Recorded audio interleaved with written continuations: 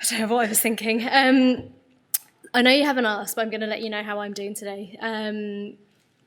So I'm going to start off by sharing a bit of vulnerability with you. The start of this year has been pretty tough. We've had 2 deaths in the family over the last month, which has meant I've been thinking a lot about this talk through a different lens. So here today to talk about culture and what that means. And a big part of this talk is actually talking about my family. So if you hear my voice quavering or if you see me step back a little bit, just keep nodding and smiling because it will help me just go through it. Also, it doesn't help that I'm a massive introvert, and as much as I do public speaking, I hate it, and I really, really get nervous. So again, yeah, the nods and smiles are really going to help. So I'm just getting that out there before we start. Just keep nodding and smiling. So hopefully you'll hear for this session, how does designing your culture help your code? I know today's full and the whole conference is full of really technical talks, and this talk is here to kind of lift up a little bit and look at the people side of things and to think about the way that we think of culture, the way we see it, and really to go back to basics and look at the foundations of what culture means, how it can help our teams, and what it actually means for the outputs we deliver and the technology that we put out into the world. So I work for an organisation called Digital Bridge. We are an AI-driven guided design platform. So we help anyone and everyone design their dream rooms, houses and homes. And we're starting in the bathroom space.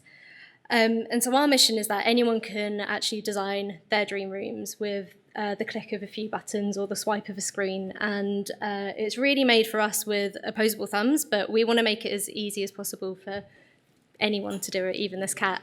And it wouldn't be a tech talk if I didn't have some sort of cat gif in here, but I hate cats. I am allergic to cats, and I think that giving cats this kind of technology is just leading them one step closer to world domination. So I have to have this in here. Yes, thank you. And I'm part of the experience design team. So it's really exciting to be a part of experience design because it's the first time that I've worked at an organisation that brings a lot of different design elements under one banner that's really focused around how people experience the services and the products that we're delivering. And as a service designer, I don't specialise in visual design. I think about the holistic journey. I kind of zoom in and go, what's the end-to-end of this and what's the front stage, what people are interacting with, and backstage, the things that are making them happen, and try to piece all of those pieces together, whether it's online, offline, imaginary, whatever it might be. And the reason why I'm really excited about experience design is because it takes away all of those silos between you go to your visual designer for the visuals, that then gets passed over to your UX team to kind of UXify it, and then it goes over to the front-end devs. We don't work like that. We try and bring it all together under this XD banner. And I've had a really long journey to get here as well. So I've specialised in service design in the public sector for the past 5 years. I've worked in some of the largest government organisations in the country and worked as a consultant travelling up and down the country to work in local councils as well. So my specialism was working in public services that are really being put out into the world to help people survive and deliver the services that we really need to do our everyday jobs, our everyday things. And it was really hard. It was probably one of the hardest jobs I've ever done, not only because government is just tough, but my job is to go and sit and speak to people and listen to their stories day in and day out. And when you're kind of hit with these really hard-hitting stories around how people have ended up homeless or how the benefit system just hasn't worked for them and all of the little pitfalls that happen, it can be really difficult to lift yourself out of that and understand how to make it better. So I'm taking a break from the public sector and going back into the private sector and using all of the skills I've picked up and learnt there to think about culture and think about services and understanding how the way that we operate as an organisation really influences the technology and the outputs we put into the world. So why is it that I think culture is so important? What is it that really stands out in why is it important for us in technology to think about culture?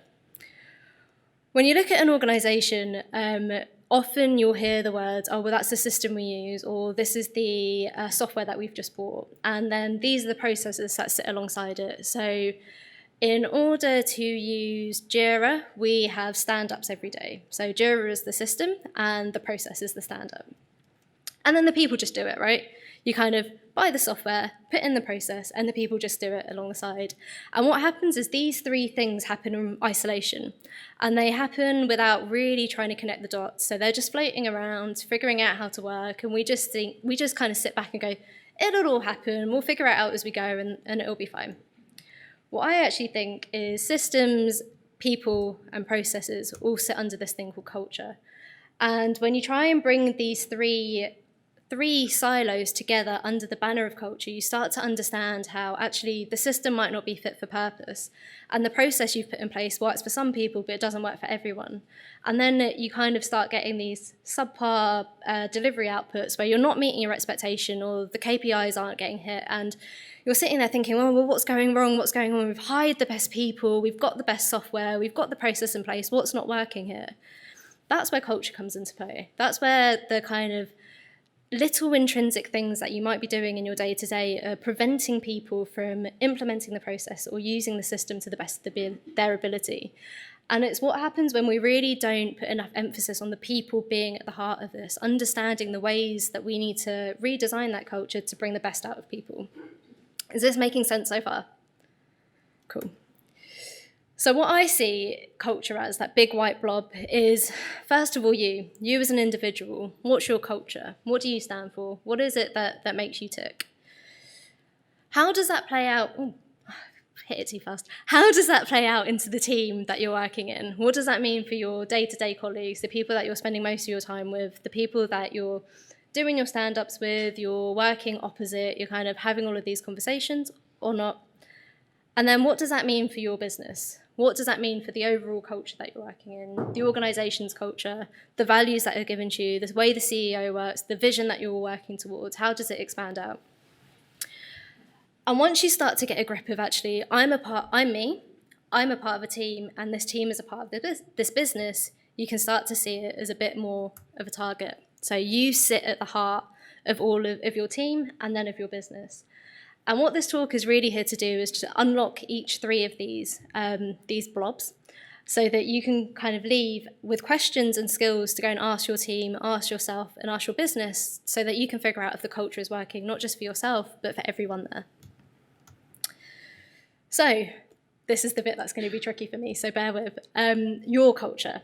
What does your culture mean? What does it mean to you? And how can you bring your values and your skill set into your work?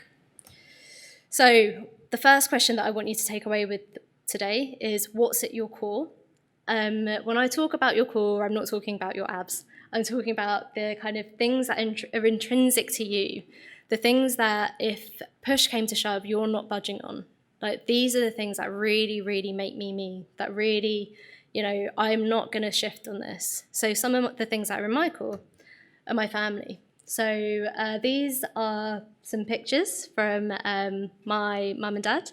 My mum and dad are immigrants to the UK. They were both born in Mauritius, which is a tiny island in the Indian Ocean, just off the coast of Africa, which means I have the fun job of explaining to people, well, I'm British born of Indian heritage, but from Africa. So it's always a good one. I grew up with a huge family support network around me. My mum and dad are kind of my heart and soul, and they were always throwing really big parties. My cousins are my best friends. Like, I can't explain enough. And this is one of the things that's in my core, like, family comes first. And it's just one of the things that I'm not flexible about. And as an introvert, I was the one that was standing on the sides, not wanting to talk and not wanting to dance, like getting pushed into the middle, which helped me do stuff like this and get up on stage. But this is where you need to start thinking about who you are and what your culture is.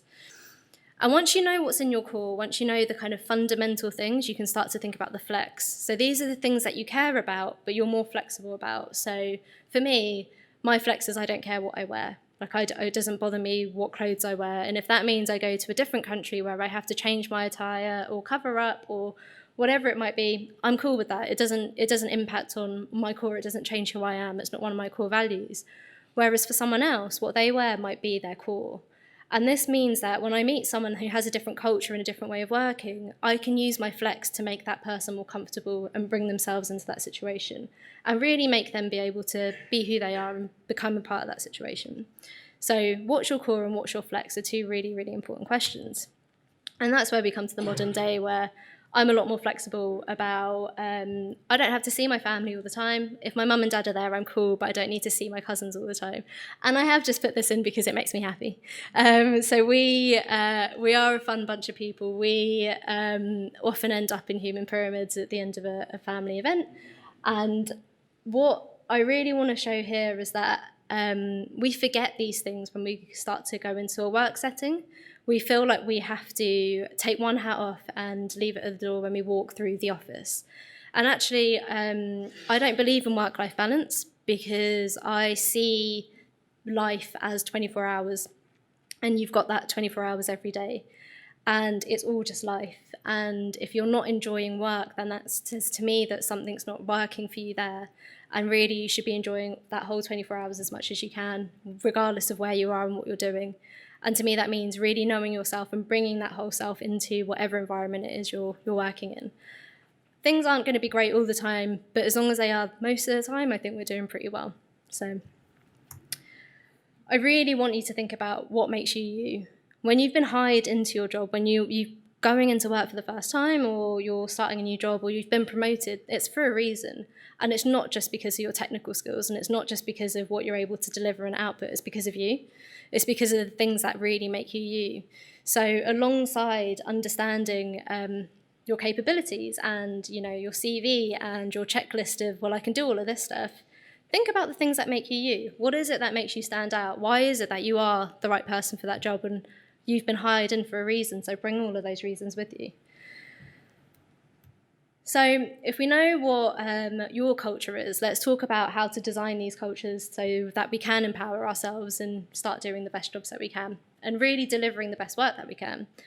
Because when we don't, we end up in a thing called unconscious culture, where you're working in an environment where these things haven't been considered, or they're taken for granted, and you just aren't quite able to have the conversations you need to have, or you're putting off to the next day, or it just becomes that technical debt that actually never gets dealt with, and then all of a sudden you're building on top of legacy. That's what happens when there's an unconscious culture. So unconscious cultures can lead to things like this, where we're putting technology out into the world that isn't quite fit for purpose. And when things aren't quite fit for purpose, really bad things can happen.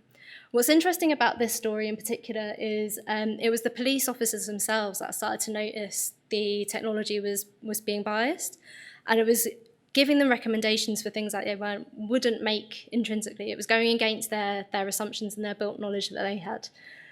And some can argue that's a good thing because it's making them think, it's making them challenge. But if we're encouraging police officers to use and trust this information, we need to make sure it's right and representative. And when it comes to stuff like this, it gets quite dangerous. If we're starting to bias police officers or authority figures to treat people differently based on what our statistical data is telling them to do, we're going to proliferate a problem that already exists.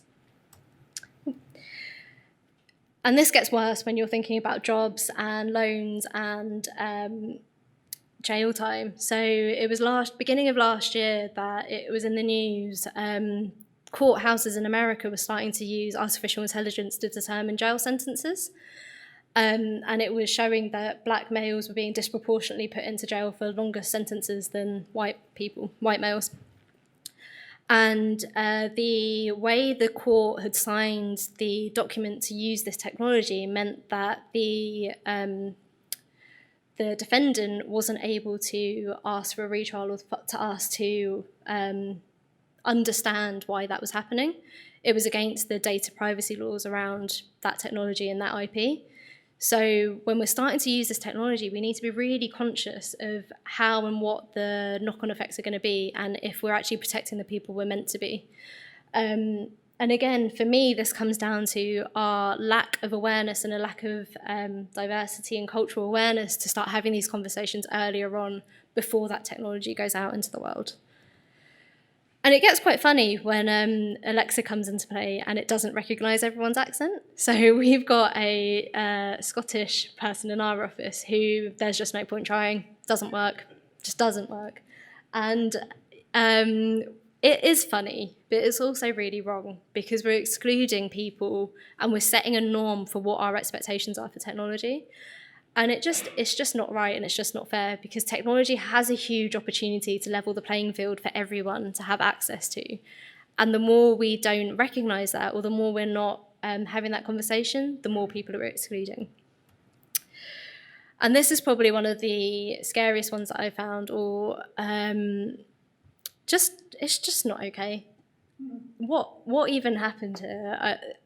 If we're putting technology out into the world that doesn't work for everyone in the population to access a service that they have a right to use to make their lives easier, we're doing something wrong. And it's easy to say, oh, but we'll change this in the future because we'll put more tests in place and we'll make sure that we get the right people in to test our software. That's not good enough for me. This conversation should have happened earlier on, way before it even started to get tested. It should have been around who have we not got in the room right now that we might need to include in this conversation. And if we're not able to do that, then we're not going to be doing our best work. We're not going to be delivering the best code that we can. So bad things happen when we're not conscious of our culture and we're not thinking deeply enough about what we're doing, how we're doing it, and the work environment that we're placing.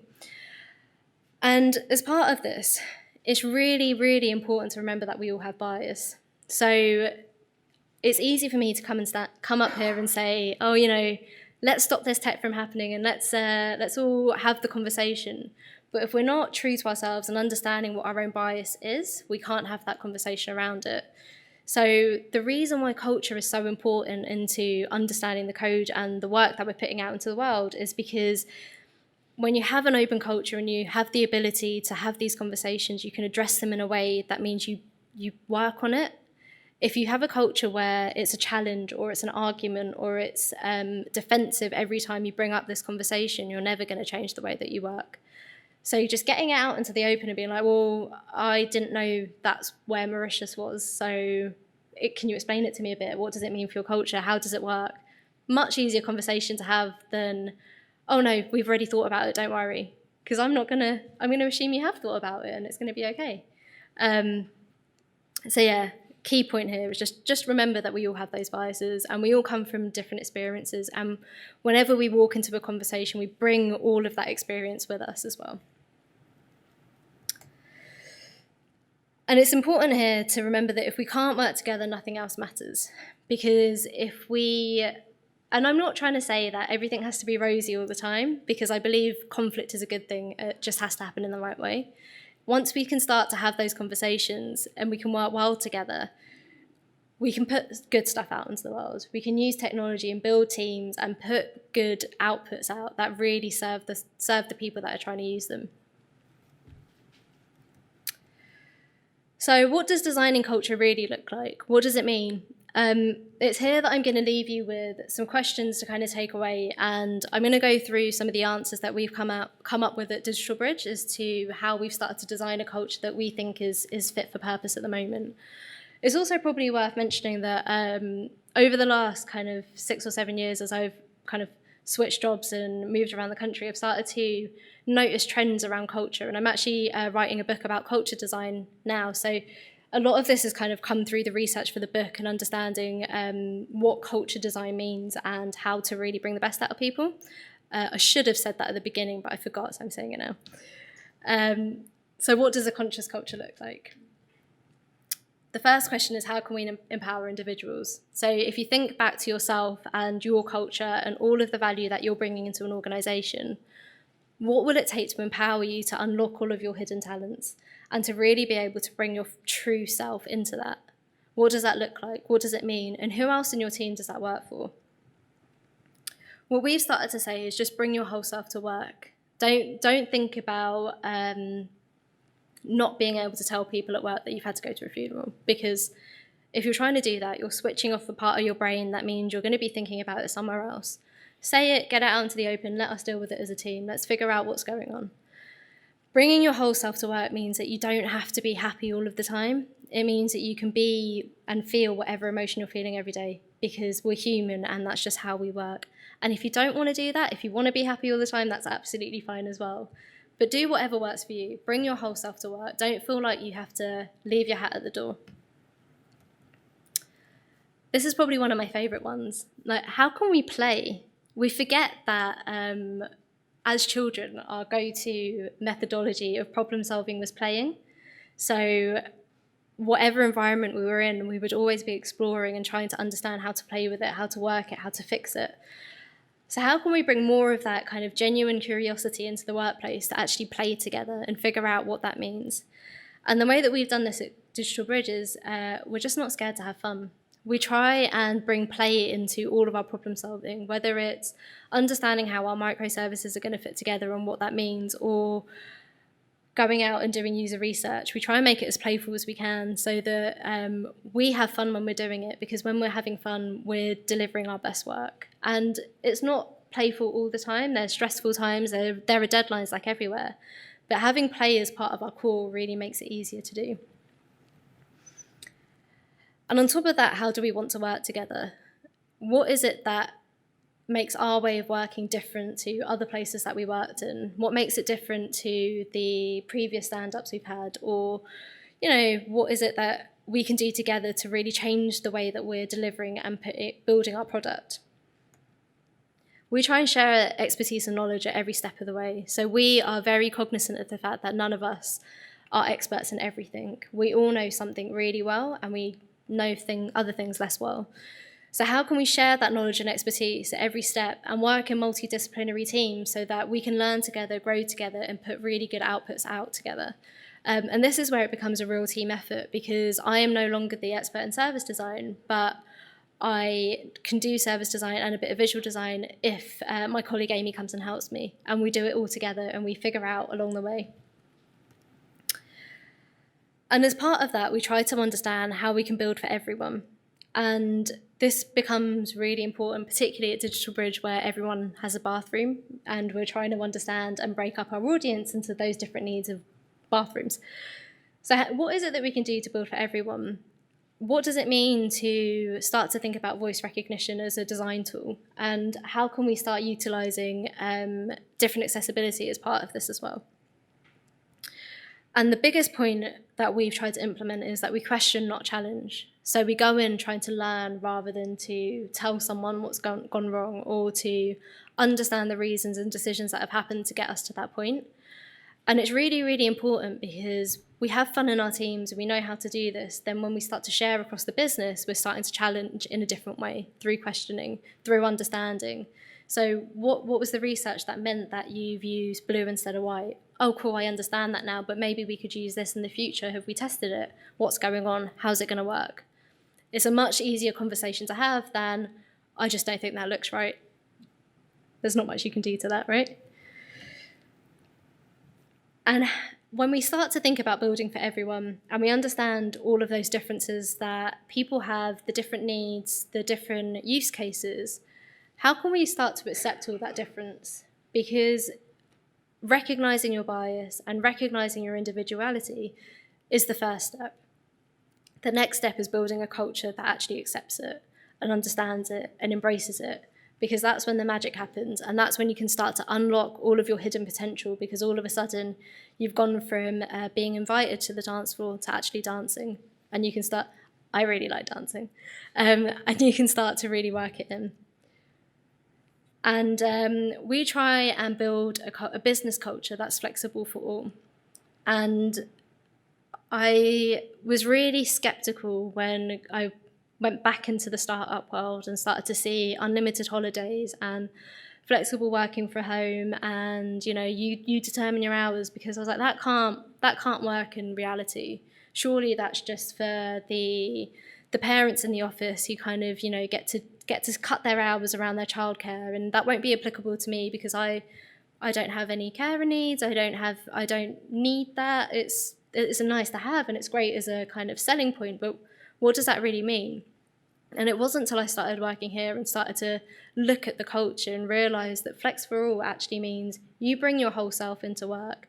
And if that means you want to take an hour off in the morning to go to the gym because that's going to keep you sane, you can do that. You have your hours and you make them work for you to bring out the best in your world. And I recently have just accepted that I am a night owl. And I was forcing myself to try and live up to this kind of entrepreneur dream of, you get up at 5 a.m. and you're hyper proactive in the morning and you do all your yoga and blah, blah, blah. And I was like, I'm just tired all the time. Like, there must be something wrong with me. I can't get into the habit of doing this. And no matter how tired I was, my energy levels peaked at 7 o'clock in the evening. And then I couldn't sleep because I was like, oh, I've got loads of energy now, I want to do all the work. And then I ended up working like ridiculously long days because I was trying to do it all. And really what I should have just done is accept that 7 o'clock's when I peak. And actually, if I start my day maybe at 10 or 11, I can maximize my productivity so much more and just do more and do all the same stuff. And Flex for All means that you can do that. It means that you can build in working cultures that suit the people that work for you. And it takes a lot of trust and it takes a lot of understanding. But if you have that culture built into your whole business, it becomes natural. It just becomes life. It's just a way of doing it. So what have we learned on this journey of understanding our culture and trying to bring the best out of everyone? Well, we've learned that personal space really matters. So when you spend this much time thinking about your own culture and who you are and how you want to work, it's important to build in the physical space to allow that to happen, to have breakout areas or different types of office space and working environments that allow different types of personalities to really fly. So I will need to sit in a quiet corner and eat loads of sweets, apparently, before doing a talk, because that's just how I work and that's what I need to do. And then afterwards I can go out and I can be around people and it's absolutely fine. And that's my culture and that's how I work. But this personal space is really important. And alongside that, we can't expect people to have the time and space to do all of this self-reflection unless we give it to them and let them know it's okay. So I'll often be at my desk and just sitting there kind of staring into the abyss, not when I'm really tired, but just when I'm just trying to think and problem solve, or I'm thinking about how I want to do something. And that's what I need to be able to do my job. So making the time and space for self-reflection is really, really important. And this becomes really important when we think about growth and who we are and how we change, because if you are thinking and working in the same way as you are now in 3 years' time, you've not done the self-reflection you need to understand where you want to be. And this becomes a really important part of evaluating yourself and understanding how and what you want to work on. And alongside that, constraints are important. So yes, it's great to have unlimited holiday and it's amazing to be able to work from home, but we are humans and we need to know what the limits of that are, or what around the edges make sense. And this is where we go back to that beginning diagram around the systems and processes, because processes can often get a bad rep in terms of, well, I've got to follow the process, or I was just following the process, or this is what the process says. But processes don't have to be hard and heavy. It can be as simple as just let your manager know when you're working from home, or, this is the minimum amount of holiday you need to take, so just make sure you're taking it, or whatever it might be. And those constraints really help people feel comfortable and know where they stand in that culture. So as part of that, we've set really clear expectations for what those constraints are, and understanding how and what people need in order to really get that extra magic into what we're building, and hit that deadline and make sure we're getting things out in the way that works. And as part of that, we really do try and laugh every day. And it seems cliche and it seems cheesy, but it makes such a big difference. And I don't know if anyone here has worked in an environment where people just don't laugh. Because I have, and it was when I was in a large government organisation, and I would go into work every day and sit on my laptop and be hit with these really hard problems to solve, and there was no room for play and there was no room for laughter, and I would go home and just feel really deflated because I just hadn't smiled all day, and laughter is just really important to remember to do. But it's important to realise that people have fun in different ways, and when we're building these cultures and we're designing the way that we want it to work, recognise that actually people want to have fun in different ways, and that's okay and that's cool, and let's just try and figure out how we do that both in our teams and as an organisation as a whole. Because I am really sarcastic and sometimes that just doesn't fly with people, and I need to realise when to rein it in. So I need to know that actually the way that I have fun doesn't always work for other people, and often the reverse is true. So some of the ways we do this at work is we have a board games day. So we all get together and play board games on a lunch break. And then some people go out and play sports together, and then other people help play Dungeons and Dragons after work. So we make sure that we have lots of fun incorporated in ways that suit lots of different personality types. And this is really important because company values, your values, the values that you hold personally, professionally, let's not forget about them. And there's nothing worse than working in an organisation where the values are stuck up on the wall, but no one remembers what they are.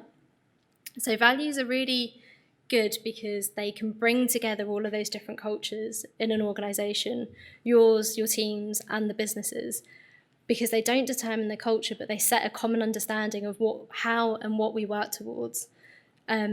And that's what they should do. They shouldn't be a list of commandments that you have to abide by, but they should be adaptable to whatever your personality type is, so that you can keep doing the best work to your ability. And it's important to not force people to conform to them. Give them the freedom and breathing space to actually adapt to the cultures that they're working in or the cultures that they have. So one of our values is continuous improvement, which for me means always reading, always trying to learn from others, going to conferences. But for someone else, it might mean actually, I want to do this test and be on this course and get the accreditation that I need. And they're just different ways of meeting the same value, but we're not forcing one another into a set way of doing it. So having your values as the overarching thing and then letting people adapt them to their way of working is really, really important. And it really helps people feel trusted and empowered to do the job in the way they see fit. And humility is crucial because we're never going to know everything. And as soon as you meet someone that starts acting like they do, you can kind of say this to them, because it's just, we're never going to. And things are always going to change and we're never going to get it right. And the moment that you think you've cracked your culture, it is going to change because you're hiring more people, or you're bringing a diverse set of people into the room, or you're starting to grow your team or switch teams, or 100 other things might happen. And it's all going to change, and you're going to need to adapt it, and you're going to need to figure out how to bring the best out of those people. So just communicate it. Be clear and open that you're testing a new way of working, or that you're going to have to change a policy, or, things aren't carrying on as they started, but let's have a conversation around it. Because if you can't communicate it, something's gone wrong in your culture. And this is just really important, because if you start off with the precedent that this is how it's always going to be, someone's going to get disappointed along the way when things do change. And if you're not being open about it, it can get quite messy. So, what's the kind of final point that I'm trying to get across here? It's that you work your best when you feel your best. And when you feel your best, you can just get that work out and do it in the way that works. And you can know that the things you're putting out into the world are going to have a good impact and do the job that they need to do and serve the people that need them. So let's keep trying to design cultures around ourselves and our teams and in our businesses that enable people to do the best work that they can to meet the outputs and expectations that we need of them and that we have of them. What do you all think? This is your time to ask some questions and get the conversation going. Yeah? So, one of the things that maybe sometimes I worry about, and people give it lots of positive experience or spin on it, is that you have a really flexible culture, which is great. And you've got the dungeon master for the Dungeons and Dragons team, never ends up having a relationship with the captains of the lacrosse team because they both live in these kind of cultures. And do you think that there might exist or coexist? There might be total acceptance of each other, but do you think that the kind of personal sense of happiness then is more important than maybe that interpersonal thing? And I don't know, the observations. Yeah, I think that's where the kind of levels are really important. So you've got you who prefers Dungeons and Dragons over lacrosse. But that doesn't mean that your teams then can't come together under that kind of business culture.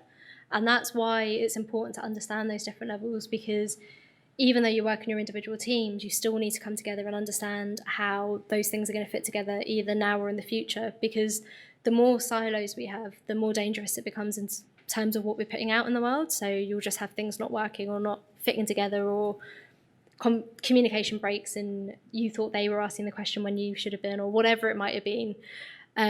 So use that umbrella of actually we all work together in this business, even though we're in completely separate teams and different organisations and different buildings, we still work for the same organisation. So what are those values? What are the things that hold us together there? And as cliche as it sounds, that's where your office parties or your socials or your team building experiences become really important.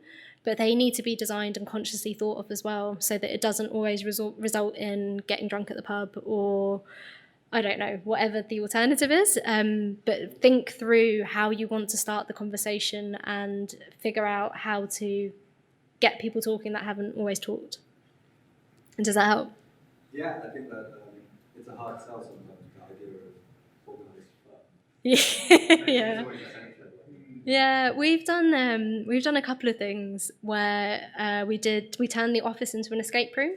So it meant that people didn't have to, and we did it during work hours, so that people didn't have to miss time with their families, or there wasn't travel necessities because people were there already. So it meant it was kind of a fun environment to do something different in. And then in a couple of weeks, we're going to do a crystal maze together, so that it's there's no, we don't have to worry about food needs or anything like that, but it's an experience that we're doing together where you're problem solving. So, yeah. How do you deal with like unwanted behaviour from someone? Say someone comes in at 10 and leaves at 2, like all the time, like they just push it too much. How do you feed that back and stuff like that? Like, what's the culture around that?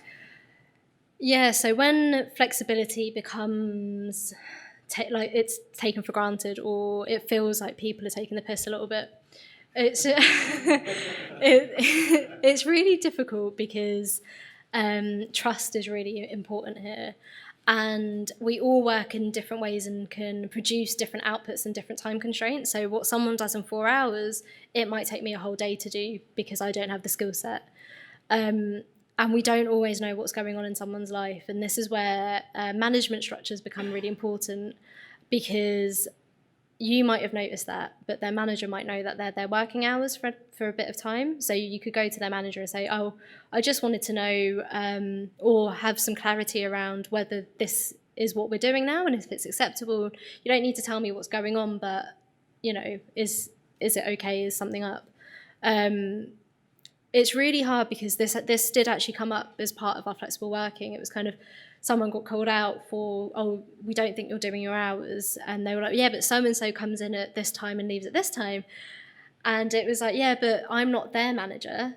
Their manager might have an agreement with them, and they might be making up the hours when they get home, or they're doing their work anyway, so it doesn't matter. But if you're not actually getting your work out and you're not doing your hours, you're not really getting paid for your job. You're kind of just taking the money. So I think there's a trust part of this, of like, am I doing my job? Have I let something slip? Am I letting the team down?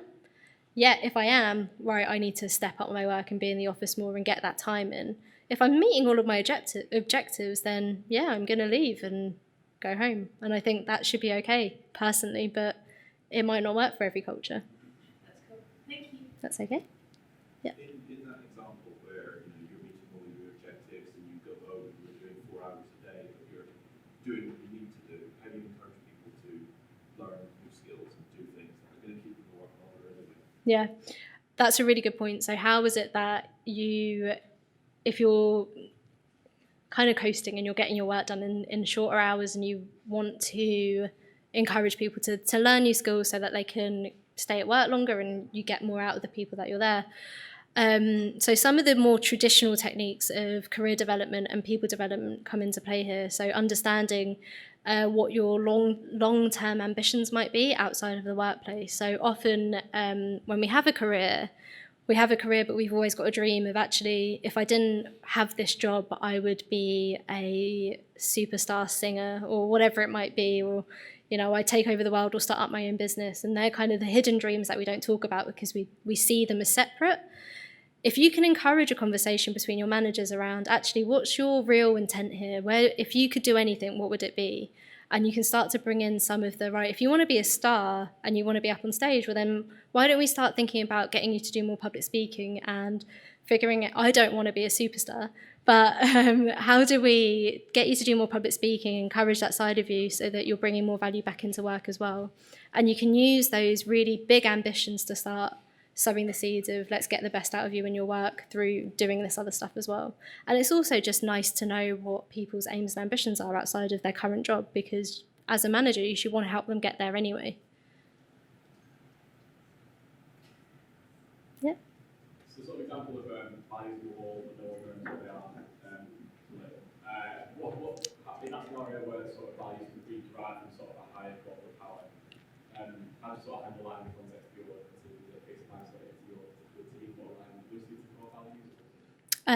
So I think there are two things that need to happen, and it takes really strong leadership to do one of them. So the hardest thing is using the leadership team around you to challenge whether those values work anymore and if they actually mean anything to the employees that you have. So running workshops or surveys or however you want to do it that works for your company to start assessing whether those values work for everyone there, and working with the corporate powers that be to redefining what those values are. That's the hardest thing to do, because often you'll get the CEO or the founder of the company that hold those values really close to their heart because it's why they started the business or they've come from them, or you know, you get that trickle-down effect. The second thing you can do, which is slightly more easier, is in your teams is look at those values and start to think of, well, what do these actually mean for us as a team? And how can we then create our own kind of subset or interpretation of those values that we can live and work by, rather than having them there and not meaning anything. So what does continuous improvement mean for us together? What does respect mean for us together as a team? And kind of forget what they mean for the organisation, but let's use them for us and determine how we work together. Any other questions? Yeah. Firstly, I really enjoyed the presentation. Secondly, how do you measure the being successful in design and culture? Are there any measures you can take to get it? Yeah. So I would say, so the question was, how can you measure and define success around designing your culture and having a good company culture? I'm going to be a bit controversial and say success metrics for culture are not employee happiness. They're distinct from that, because employee happiness can mean anything, and it's quite a wish-washy way of determining it. And I actually think once you start to really, really be conscious of what your culture is, your KPIs should be the same as what your success metrics with your business are. So we know we have a good culture when we're able to hit our deadlines, and when we have a good retention of staff and our staff turnover is low and we've been able to promote more people and we're able to get more revenue in because we're building the best technology that we can. I think that your culture success metrics should really be closely aligned to your business values and your business metrics and your business KPIs. And I think that's where we've started to go wrong, with seeing culture as this separate entity and sitting with HR and operations rather than the delivery. And bringing those two things closer together helps form a much united business. That sentence was stronger in my head. Any other questions? Yeah. Yeah, so scaling culture is really, really difficult. So the organisation I work in at the moment is started with the founder. He hired in his second employee, then went to 10, then went to 30, and we're now at 50. So we're scaling quickly, but also we're not at that point where we're struggling to scale it. And I think we'll reach that point soon. And when you think about scaling culture, it really comes down to understanding how those values are going to work at different levels and being comfortable in adapting your culture to work for the people that you have there. So when you have 1,000 people, what does flexible working mean and how can we monitor it and what does it look like? And then just being really open and honest and saying, actually, we're not all going to be flexible at the same time because we can't have a 1,000 person office and no one be here. So how are we going to make this work, and what does that look like? But bringing people into that conversation so that it's done with them, not to them, I think is really important. And we wait till things break before we try to put things in place. So let's prevent it from breaking and understanding how we can design it from the beginning. And on that point, I think we are so unconscious of it when we're scaling that we assume that what works for 2 people is going to work for 1,000, but nothing does. Like, we just need to be realistic and say what's going to have to change and how are we going to shift this to make it work for everyone. Is that it? Thanks. Well, I'm going to be around for the rest of the day, so if anyone does want to come and chat, feel free to grab me.